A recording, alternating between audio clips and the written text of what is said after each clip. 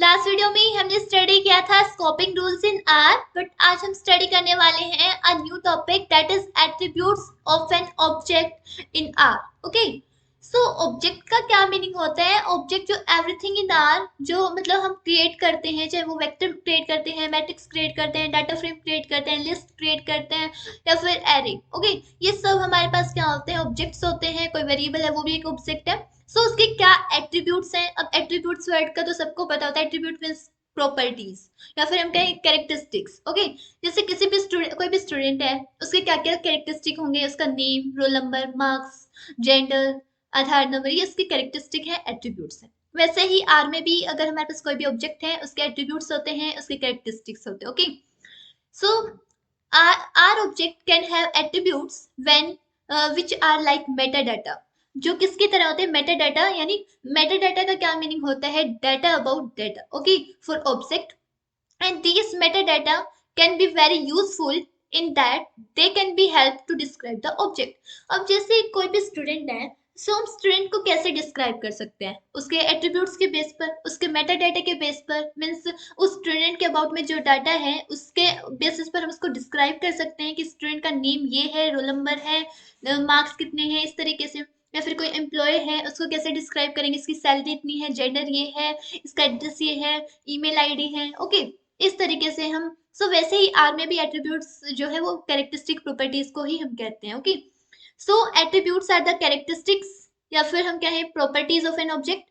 Everything in R is an object such as vector, matrix जो भी बताया, list, function, data frame, factors et cetera. Okay, then आ जाते हैं कि एट्रीब्यूट्स ऑफ एन ऑब्जेक्ट। अगर हमने आर में कोई भी ऑब्जेक्ट क्रिएट कर रखा है और उसके एट्रीब्यूट्स हमें एक्सेस करने हैं, in that case we will use a attributes function. Okay, so ये जो हाईलाइट कर रखा है, इस फंक्शन की हेल्प से हम किसी भी ऑब्जेक्ट के एट्रीब्यूट्स को फाइंड आउट कर सकते हैं।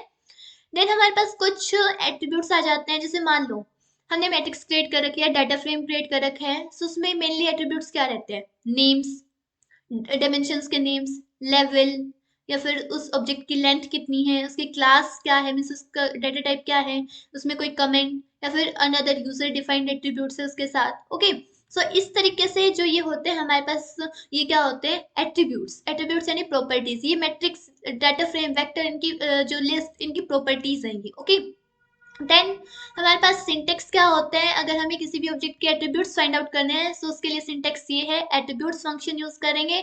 और एक्स क्या है यहाँ पे? वो ऑब्जेक्ट है जिसके एट्रीब्यूट्स हमें क्या करने हैं? एक्सेस करने हैं। ओके, देन हमारे पास एग्जाम्पल आ जाता है। एग्जाम्पल में हमने क्या कर रखा है? एक मैट्रिक्स क्रिएट कर रखी है और उसके क्या निकाल रखे हैं? एट्रीब्यूट्स निकाल रखे। For example, mat is equal to matrix, और इसके बाद मैट्रिक्स में हमने डाटा लिया 1 to 9।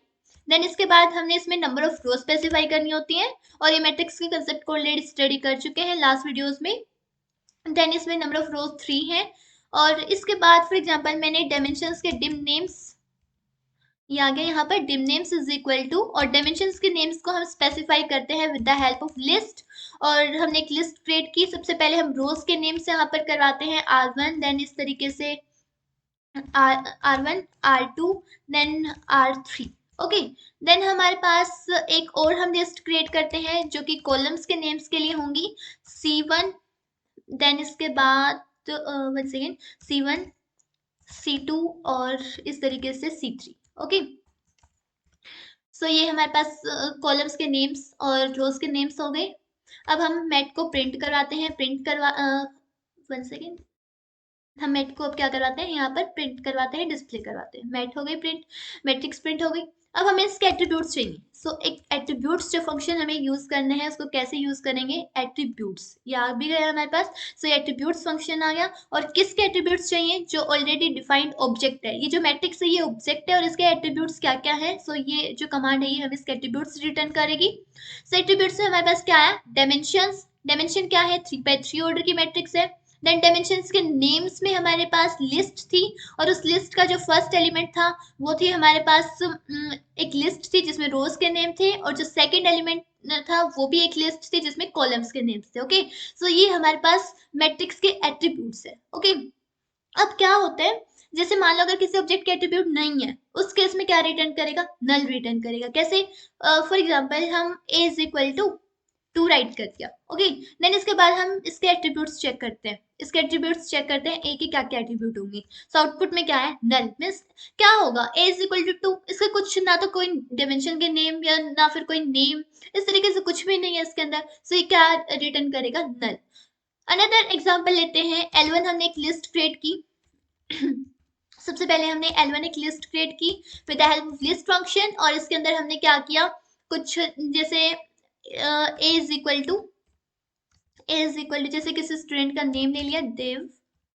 देन उसके बाद बी इज इक्वल टू उसका रोल नंबर जो होता है, B is equal to roll number में हमने 2 लिया। देन इसके बाद क्लास इज इक्वल टू जैसे 11। ओके, ये एक लिस्ट क्रिएट की। अब हम L1 के एट्रीब्यूट्स चेक करना चाहते हैं, एट्रीब्यूट्स ऑफ L1। सो यहाँ पर क्या आया कि सिर्फ नेम्स है। L1 के पास क्या है, सिर्फ नेम्स हैं, ए बी एंड क्लास। सो ये नेम्स रिटर्न कर दी। ओके, सो ये होते हैं हमारे पास एट्रीब्यूट्स। अब ये एग्जांपल की हेल्प से यहाँ पर मैट्रिक्स क्रिएट कर रखी है। देन मैट्रिक्स के एट्रीब्यूट्स, जब मैट्रिक्स के ऊपर एट्रीब्यूट फंक्शन लगाया तो उसमें डायमेंशंस आई, डायमेंशंस के नेम्स आए, जिसमें रोज के नेम्स एंड कॉलम्स के नेम्स रिटर्न किए गए। ओके, अब आ जाता है, not all R object can have attribute. R में हर ऑब्जेक्ट के एट्रीब्यूट्स नहीं होते। जैसे अभी हम एग्जांपल देख के आए जिसमें हमें नल रिटर्न किया गया था। Okay, in that case attributes function क्या रिटर्न करेगा, नल रिटर्न करेगा। ओके, अब नेक्स्ट आ जाते हैं, एट्रीब्यूट्स फंक्शन को हम अगर कोई न्यू, अगर हमें जैसे अगर कोई न्यू एट्रीब्यूट सेट करना है उसके लिए भी हम यूज कर सकते हैं। अब एक एग्जांपल मैं आपको बताती हूँ कि अगर मान लो कोई भी ऑलरेडी डिफाइंड ऑब्जेक्ट है और उसका कोई मुझे खुद का यूजर डिफाइन, मतलब मैं खुद तो कोई एट्रीब्यूट उसका डिफाइन करना चाहती हूँ। ओके, सो उसको कैसे करेंगे, जैसे हमारे पास ये मैट्रिक्स थी, मैट जो है, 1 सेकेंड। सबसे पहले हमारे पास मैट्रिक्स है, मैट इज इक्वल टू हमारे पास मैट्रिक्स। और इस मैट्रिक्स में मुझे जैसे एक क्लास फंक्शन होता है, क्लास ऑफ मैट। मैट की क्लास अगर हम चेक करेंगे तो यहाँ पर क्या आई कि मैट की क्लास जो है वो एक मैट्रिक्स है। देन मैं जो क्लास ऑफ मैट की क्लास को क्या चेंज करना चाहती हूँ, मैट्रिक्स के बजाय मैं इसको, जैसे मैट्रिक्स एक टेबुलर फॉर्म, टेबुलर रिप्रेजेंटेशन होती है डाटा की, तो मैं यहाँ पर इसको टेबल सेट करना चाहती हूँ। जो क्लास है मैट्रिक्स की वो मैट्रिक्स एंड एरे है, लेकिन मैं इसको सेट करना चाहती हूँ टेबल। अब जब मैं एट्रीब्यूट्स फंक्शन ऐड करूंगी, मतलब अप्लाई करूंगी मैट्रिक्स के ऊपर, सो आउटपुट में क्या आएगा, आउटपुट में क्या आया, एक एक्स्ट्रा आर्ग्यूमेंट आया जो कि खुद यूजर डिफाइंड था, और वो क्या है, क्लास फंक्शन। और क्लास फंक्शन में क्या आया, टेबल। यानी जो उसकी क्लास है मैट्रिक्स की वो क्या है, टेबल। ओके, ये खुद मैंने डिफाइन की, इट मीन ये यूजर डिफाइंड है। सो इस तरीके से हम कोई भी न्यू आर्ग्यूमेंट क्या कर, न्यू एट्रीब्यूट क्या कर सकते हैं, सेट कर सकते हैं। ओके, देन आ जाता है कि we can remove the attribute by setting it to be null. मान लो कि अगर मुझे जो मैट्रिक्स मैंने क्रिएट कर रखी है और उसमें किसी पर्टिकुलर जो एट्रीब्यूट्स, जो हमारे पास पर्टिकुलर एट्रीब्यूट था उसको मुझे क्या करना है, रिमूव करना है। ओके, सो उसके लिए हमें क्या करना पड़ता है, जैसे फॉर एग्जांपल डायमेंशंस था, डायमेंशन होती है मैट्रिक्स के पास, इनको मैं क्या कर देती हूँ, नल इक्वल टू नल। नल और कैपिटल होता है हमारे पास, सो नल कर दिया। इसके बाद जब एट्रीब्यूट्स फंक्शन अप्लाई करेंगे किसके ऊपर, मैट के ऊपर, सो यहाँ पर 1 सेकेंड, ये बार बार जो पहले से डिफाइंड है इसलिए आ जाता है। सो यहाँ पर जब हमने इसके ऊपर एट्रीब्यूट्स फंक्शन अप्लाई करा, तो उसमें सिर्फ क्या आई, क्लास आई जो टेबल थी, डायमेंशंस नहीं आई, नहीं डायमेंशंस के नेम्स आए। क्यों, क्योंकि डायमेंशंस को मैंने नल कर दिया, कोई डायमेंशन ही नहीं रखी। अब आप जब मैट को प्रिंट करवाएंगे सो आउटपुट में क्या आएगा, जैसे 9 एलिमेंट्स पहले टेबुलर फॉर्म में इस तरीके से आ रहे थे, बट अब ये सिंगुलर वेक्टर की फॉर्म में आ रहे हैं, क्योंकि मैंने इसके डायमेंशंस को ही डिलीट कर दिया, डायमेंशंस को ही रिमूव कर दिया। ओके, सो इस तरीके से नल के इक्वल अगर हम नल सेट कर देते हैं तो उससे वो जो एट्रीब्यूट है उसका वो क्या हो जाता है, डिलीट हो जाता है।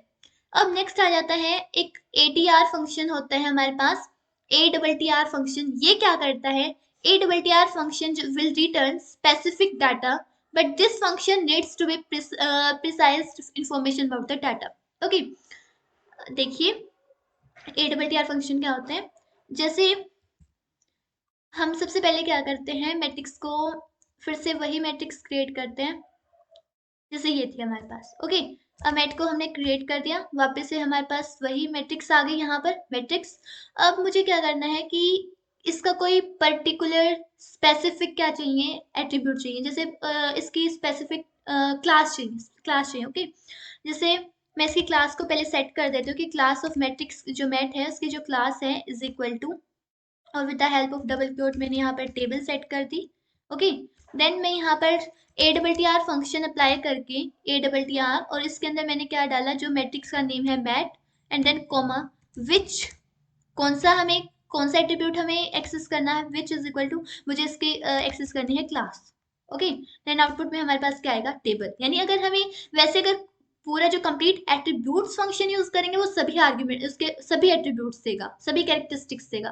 बट अगर हम only A double T R function use कर रहे हैं देन ये कोई पर्टिकुलर स्पेसिफिक जिसको हमने स्पेसिफाई करा है उसी को रिटर्न करेगा। जैसे हमने क्लास को स्पेसिफाई करा तो ये क्लास रिटर्न करेगा। ओके, सो ये था हमारे पास एक छोटा सा कंसेप्ट एट्रीब्यूट्स का। एट्रीब्यूट्स क्या होते हैं, आज भी कोई भी ऑब्जेक्ट होता है तो उसके एट्रीब्यूट्स होते हैं, एट्रीब्यूट्स को कैसे सेट करा जाता है, या फिर एट्रीब्यूट्स को कैसे डिलीट कर सकते हैं, कैसे एक्सेस कर सकते हैं, कैसे चेंज कर सकते हैं। ओके, अगर आपको इस कंसेप्ट में कोई भी डाउट है आप कमेंट में आस्क कर सकते हैं। Thanks for watching my video.